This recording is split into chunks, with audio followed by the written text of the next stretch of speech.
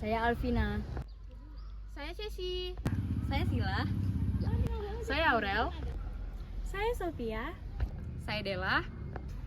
Saya Yodia. Saya Dini. Saya Tessa. Saya Siti. Penyelidikan inilah yang merupakan tahap pertama dalam proses hukum acara pidana. Nah, yang dapat melakukan penyelidikan ini adalah penyidik. Penyidik ini adalah para pejabat polisi negara. Tujuan penyelidikan adalah untuk memastikan apakah perbuatan atau peristiwa tersebut merupakan perbuatan atau peristiwa pidana. Penyelidikan dapat ditingkatkan menjadi penyidikan jika ditemukan adanya bukti bahwa perbuatan tersebut adalah perbuatan pidana. Namun, jika tidak ditemukan adanya unsur melawan hukum, maka polisi tidak meningkatkan ke tahapan penyidikan.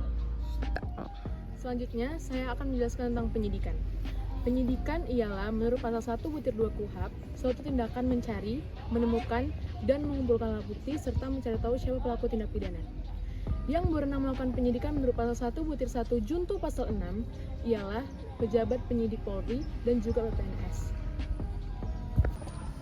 Pra-peradilan merupakan lembaga baru yang diperkenalkan Kitab Undang-Undang Hukum Acara Pidana di tengah-tengah kehidupan penegakan hukum.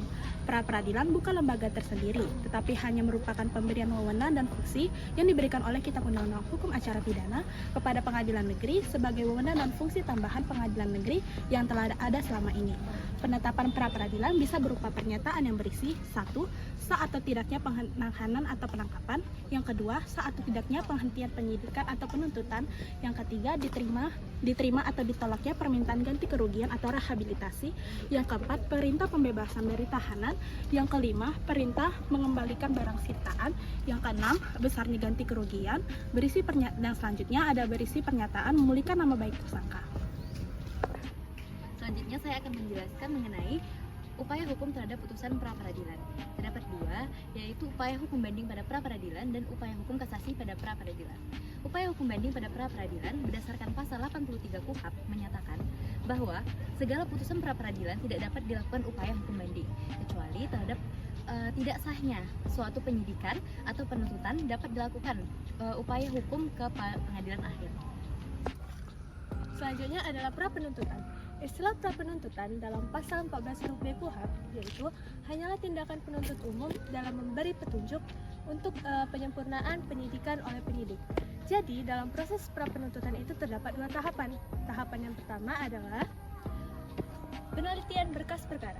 Yang kedua, penelitian kelengkapan syarat material dan penelitian kelengkapan syarat formil. Tahapan kedua terdiri dari yang pertama, identitas tersangka dan penelitian sejauh mana kebenaran tersangka dalam berita acara pemeriksaan tersangka.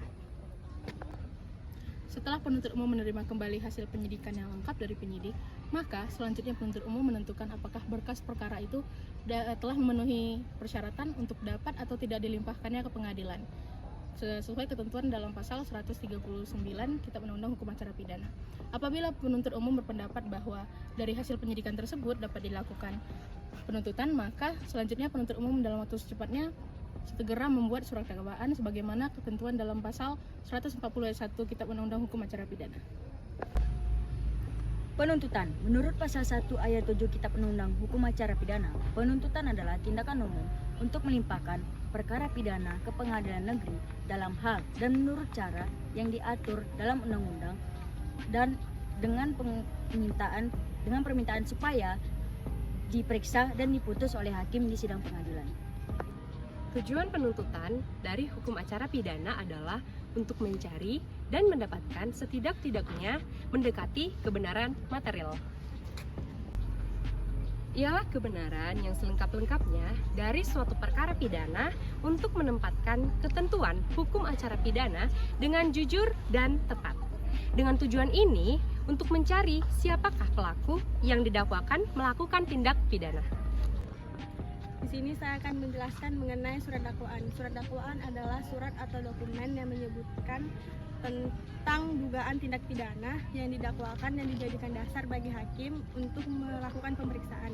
Dan apabila berhasil, maka dikeluarkannya putusan untuk menjatuhkan pidana kepada terdakwa. Kemudian bentuk-bentuk surat dakwaan. Bentuk-bentuk surat dakwaan terbagi menjadi 4. Yang pertama bentuk surat dakwaan tunggal, yang kedua bentuk surat dakwaan kumulatif, yang ketiga bentuk surat dakwaan alternatif, dan yang keempat bentuk surat dakwaan subsidiar. Audio Jungle.